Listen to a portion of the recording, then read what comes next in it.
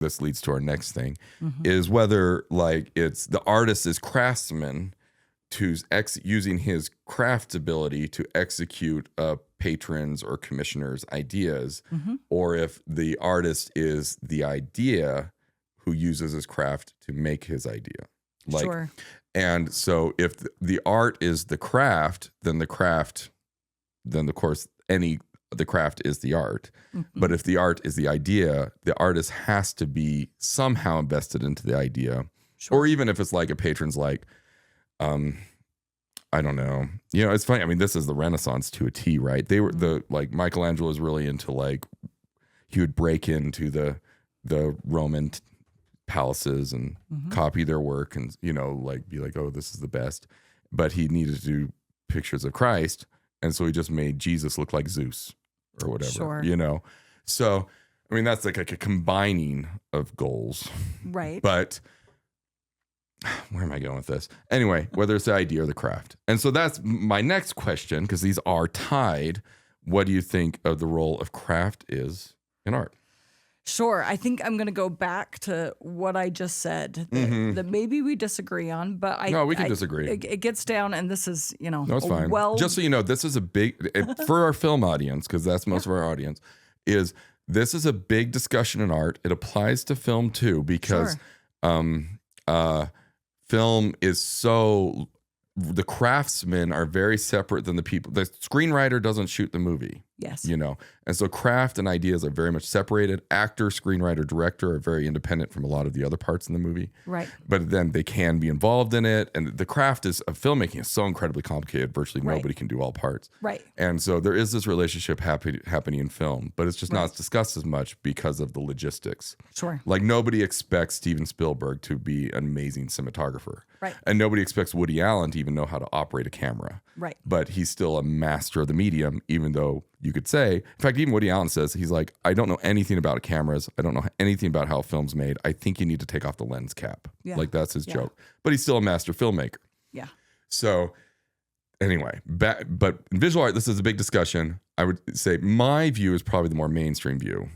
And your view is, I mean, you know, going out on a limb. And I respect you for that. Well, I think it's probably, I think it's probably revealing my bias of who I am as an art historian and an art curator. Yeah. But I do think as you kind of look at what's your favorite art modernism. period? Oh, yeah. That's the worst question ever. Sorry, go on. So going through modernism, but you're But if curator. we're looking through modernism to postmodernism, I believe really strongly in context and audience. And where art occurs, I don't think it's necessarily the thing that gets created. I don't think art happens unless there's an audience and there's an interaction. So I guess if I were to define what I think art is, it's a meaning-making experience between an audience and an object.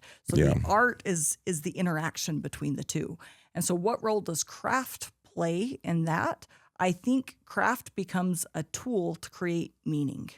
I think if something meaning-making experience happens, then art is there. And so craft and different trainings and different skills that the artist will acquire, usually that leads to them being better successful at creating meaning between an object and a viewer. So, and I think different disciplines and different genres, study is more important than others. But if for example, if an audience looks at a figural painting and says that anatomy's wrong, the rules of a figural painting is that you should know your anatomy. Yeah. So there becomes training and skill that goes into making that happen. As well, alluding to a conversation before, do photographers, can you grab your iPhone and shoot pictures? Yeah, of course, yeah. And can any person maybe land on something amazing? Possibly. Well, photography killed craft. I mean, this is a debate about the meaning of photography, because photography killed craft and painting. But we all have pretty fantastic phones. And taking pictures easy. Even back in the days in film, it's not that hard. Yep, and so now that's why iPhones, we all have. I've got 3 lenses on it. You know what I mean? Amazing, yeah. I've got quite a bit of. So technology. It's the quality of photo you take. It's not the craft of the photography. Is it possible that me, who did no training as a photographer, could land on something great? It's possible. No, actually, not really. But Mark Hedengren, can you predictably come up with something fantastic that's going to create an object for which viewers can engage in?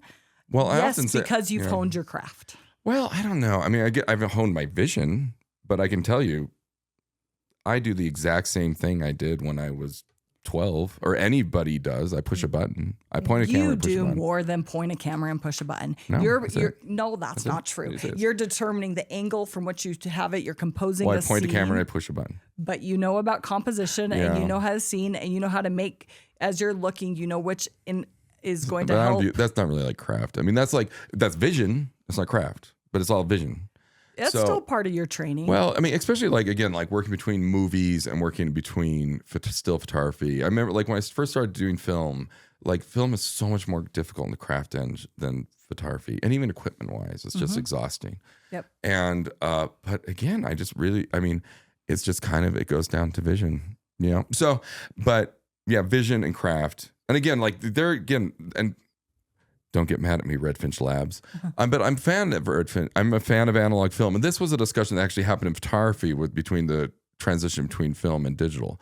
Like, I've met photographers who, it feels very, very important to know all the chemistry involved in filmmaking and in developing film. And there's a wonderful look to film, and certainly I use a film camera. Where is it? Kaylee, where did I put that film camera? Oh, can you hand that to me? Yeah. So anyway, this is like my main camera right now. It's a Rolleiflex. It's gorgeous. It's probably harder to use than like an iPhone, but I don't think it's like, it's not that much harder to use. I could teach anybody how to operate this camera probably in 10 minutes. But you're right, using it consistently is kind of hard. And shooting chemical film is more difficult than shooting digital because you have to, there's not like a computer figuring things out for you. So you kind of have to like just get a feel for how the light is and stuff. Sure. But again, I don't necessarily really assign that to craft. But see, and this is where this discussion happened. I mean, that's why in painting, art schools all changed as after the invention of photography. So, I mean, that's why, it's the interesting in the medium. Changed a little bit, right? Because I think for a long time, at least in Western art styles that descend from the Renaissance, they were trying to approximate nature so fast. And then take a picture and you approximated nature so quickly. Exactly. And so the purpose of what they were trying to accomplish, how they created meaning, what a viewer expected, that shifted the art world. Yeah, no, it did. Anyway, so we can talk about craft and vision all day long. But like your iPhone, like, I can take a great picture of iPhones. Weirdly, I've taken pictures with my iPhone that I've included in bodies of work because it's the camera I had with me and it fit. Yeah. And I was like, okay, well, I guess this will get by. It's not like it's like, and again, it's like a main difference between a camera like this and your iPhone is kind of the level of control you have. Yeah. Whereas like the iPhone makes a lot of decisions for you. And again, it's for the objective gain, like a technically correct photograph. I mean, of course, autofocus being the most obvious. But yeah. Well, and I think, we're kind of just defining like craft as technician, right? Knowing how to use the camera. See that? Yeah. But I don't think that's craft. Again, I would argue that like... Well, knowing how to use a paintbrush, how's it? Like how to paint an eyeball.